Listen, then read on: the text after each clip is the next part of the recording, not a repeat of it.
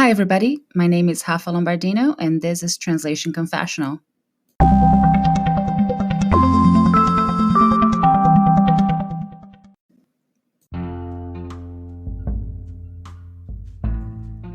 The language of soccer.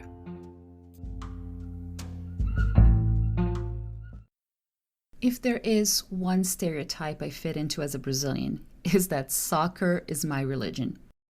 I've been watching soccer since 1990, when I was a little kid and fell in love with my soccer club, São Paulo Futebol Clube, and started following my national team during the World Cup that was being played in Italy that year. For almost 2 decades now, I've also been following my husband's club, AC Milan, and his Italian national team. We still argue about the 1994 World Cup final, which took place well before we even met. But it was when Brazil became the 4-time champion after beating Italy on penalty kicks. I'm glad to report that because Brazil and Italy haven't had to face one another during a World Cup since then, we've been happily married for the past 18 years without soccer coming between us. However, we are fully aware that there will be war in our house if our national teams ever face each other again in the most important international soccer competition on earth. Besides being passionate about our respective national teams and clubs, we also follow U.S. soccer, of course. Even though we've been frustrated with the U.S. men's national team lately, we're proud to watch the U.S. women's national team, especially now that the 2019 Women's World Cup was finally televised in its entirety. It's inspirational to see what these athletes have been doing for equal compensation at the national and international level. And we're glad our daughter has these role models to look up to as a young soccer player herself. It's also good to see that she's aware of the fact that, even though Brazil is inevitably associated with soccer, Brazilian women still face a lot of hardships when it comes to the sport. And little incentive is given to the great women athletes we have in Brazil, unfortunately. It also seems that we're watching the Premier League every other day on TV, since English soccer is very popular in the United States, and there are so many games being played during their season. Copa América, Copa Libertadores, Champions League, and the UEFA Super Cup are the other competitions that fill up our soccer schedule throughout the year. Why am I talking about soccer so much on a translation-related podcast? Well, because something amusing happened the other day, and I wanted to share it here. After all, this podcast is called Translation Confessional for a reason, so it's only appropriate that I reflect on it, open up, and address it in this format. The other day, I posted a few pictures of my kids being coached by Daddy at the start of a new indoor soccer season. It's been a family tradition since our daughter became a soccer player when she was 7 years old, and our son has recently followed suit when he turned 7 as well. Because I have international friends and family members on social media, I tend to post bilingual messages preceded by the respective flag emojis, the Brazilian flag for Portuguese and the US flag for English. When writing the message in English, I mentioned that indoor soccer season had started. In Portuguese, I called it Futebol Society. The venue where my kids play identifies itself as indoor soccer, despite the fact that games are not played inside an enclosed space. My son's games are played in the morning, under the California blue skies, while my daughter's games are played in the evening under the stars. Even though there is no ceiling, they are playing indoor soccer because the field is enclosed by walls and players can bounce the ball off them when trying to trick an opponent. We also refer to indoor soccer when talking about the local team, the San Diego Sockers.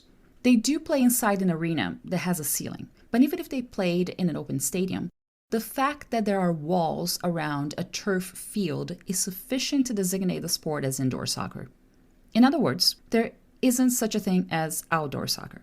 Even though we use a word in English to designate the sport in Portuguese as Futebol Society, society soccer is not an expression that we use in English.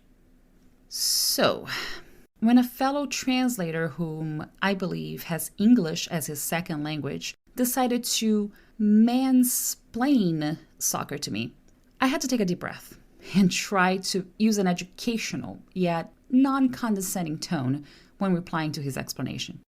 After all, even though I believe women should call men out when they try to explain something while assuming that, because we're women, we have no idea what we're talking about, I still had to keep in mind that I use social media not only for personal reasons, but for professional purposes as well.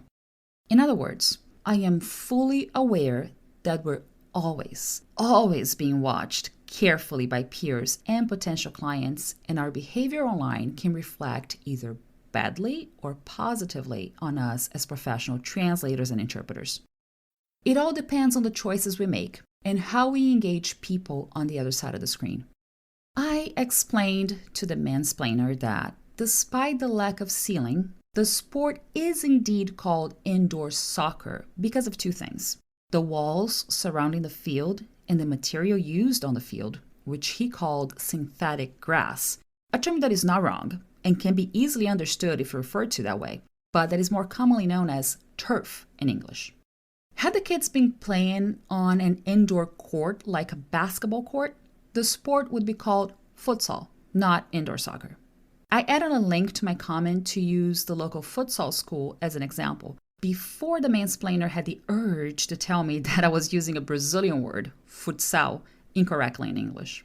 Yes, soccer played indoors on a court is referred to as futsal by native English speakers. So to recap, in Brazil, we have regular soccer played on a grassy soccer field, which is called futebol. Then we have futsal, played in the court. And we have futebol society, which is played on an open field made of turf instead of real grass. So the way I localized my post in my two languages was completely fine. And there's no way I'll use society soccer in English to designate the sport that my kids play, regardless of whether there is a ceiling or not. All in all, I guess the main takeaway lesson here is be careful when trying to correct someone about language use. Not only you're at risk of mansplaining something to a woman who has sufficient knowledge on the subject, but you can also act like a fool without first putting your convictions in check, either in your first, second, or third language.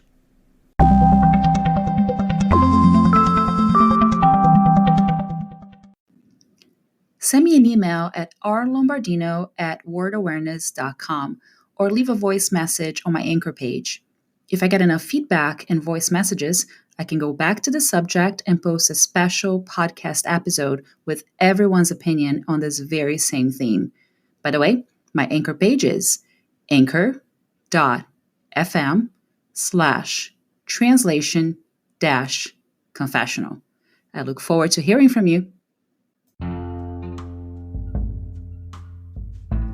Stay tuned for weekly episodes and subscribe to Translation Confessional through your favorite podcast app.